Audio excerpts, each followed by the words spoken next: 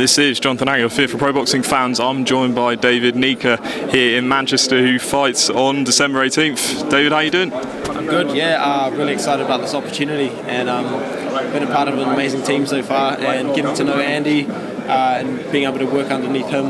And yeah, this is all new to me. This is really exciting. All right, so people that know their boxing inside out will know you from sort of the Olympics during the summer, bronze medalist for New Zealand, and now sort of you've turned over. Well, you already won an O, weren't you? Yeah. I've had my pro debut on Joseph's last undercard in New Zealand, but I'm ready to make a statement here in the UK. This is, this is the heart of boxing, and so I feel very privileged to be here and to be fighting on such a massive card. Just for those that don't know much about you, how did it all start for you boxing? So I started boxing. I just wanted to beat up my older brother, really. I think that's probably a lot of young prospects came from that same background. But for me, it's always been an interest of mine. Just combat sports in general. I wanted to get into mixed martial arts, but just happened to fall into a boxing gym and never left. So it's been 12 years since that day. So hard work pays off, I guess, and now I feel like I'm on the big stage right now, so it's pretty cool. I was going to say how well you did as an amateur, but we know you won the Olympic bronze. But what was the decision to go to the Olympics after turning pro? Yeah, it was that was more to keep me interested. It was really hard throughout COVID, just to stay stimulated and stay keen to work towards those big goals. So having a pro debut was a big deal. So that was for me just something to keep me hungry, keep me going. Now let's just talk about the Olympics. Obviously, there was a lot of headlines. I believe it was the round of 16 where you fought an opponent, and there was sort of controversy in the third round. Just talk us through what happened.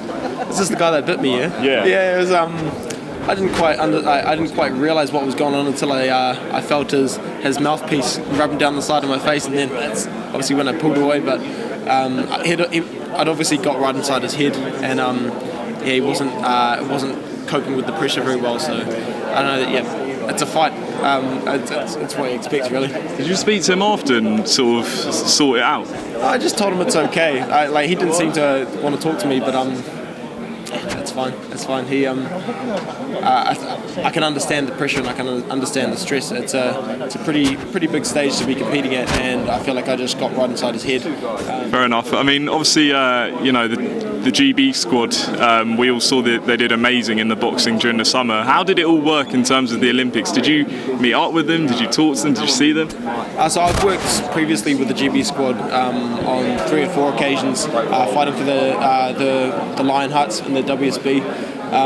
But I've got some great connections all over the world now. I went over to the States in the lead up to the Olympics, but I've always had good connections in GB, and so it's just great to be back here. And I'm seeing so many familiar faces here that I want to get around and say hello to everybody. So I'm really excited to be here, man. Obviously now you're training with Andy Lee and Joseph Parker. What's that sort of dynamic been like? How did it all come about? Yeah, the stars kind of aligned for me. It's Joe has been a great mentor for me, and Andy Lee. I already had my eyes on him as a potential coach, and the fact that Joseph had just started working with him seemed to be a match made in heaven. And sure enough, he's a great guy, great coach, and I'm learning so much every day. So this is it all seems to be working out really well for me. Has it helped being with sort of Joe in camp with him? Obviously, he's your same country. Just helped you to adapt to sort of UK life. Yeah, he's like I said, he's a great mentor, and he's kind of been there and done that in so many different ways. He's been to the top, and he's still competing at the top level. And just to see how he operates, and of course having the Furies around is amazing, and having a world-class coach as well. It's a great environment, and I think Joe's really going to turn up on December 18th. He's looking awesome already, so I'm excited just to be a part of this. I feel like the +1 at the party right now, but I'm ready to make a statement. And I'm guessing your goal is to now sort of take over the New Zealand boxing scene and really establish yourself like Joseph has. Yeah, well, he's done amazing things for our sport, and in New Zealand, it's not a widely recognised sport. He's kind of doing all the hard yards right now, and I'm kind of coming up the rear. So hopefully, I'll be able to bring some more focus back to New Zealand combat sports. Who have you sparred that you've learnt the most from, or sort of the most established names?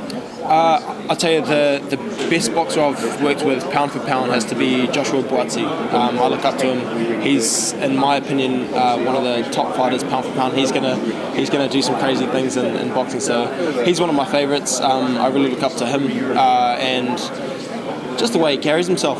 There are so many great guys to look up to here in the UK. So being able to mix and mingle with the top guys and gals around here is amazing. And obviously you're in camp with, as you say, with Joseph. The Furies are there.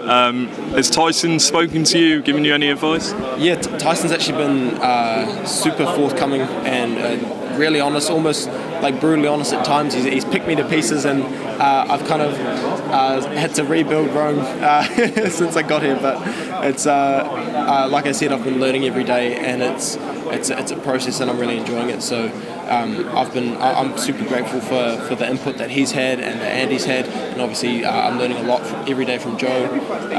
This is I feel pretty blessed. And just lastly, obviously Tommy Fury's getting prepared for that fight with Jake Paul at the end of the year. What's it been like, having him in the gym? What's his sort of mindset at the moment? Yeah, he's just come back into camp, and he's working hard. I was watching him get destroyed by Tyson yesterday with the medicine ball.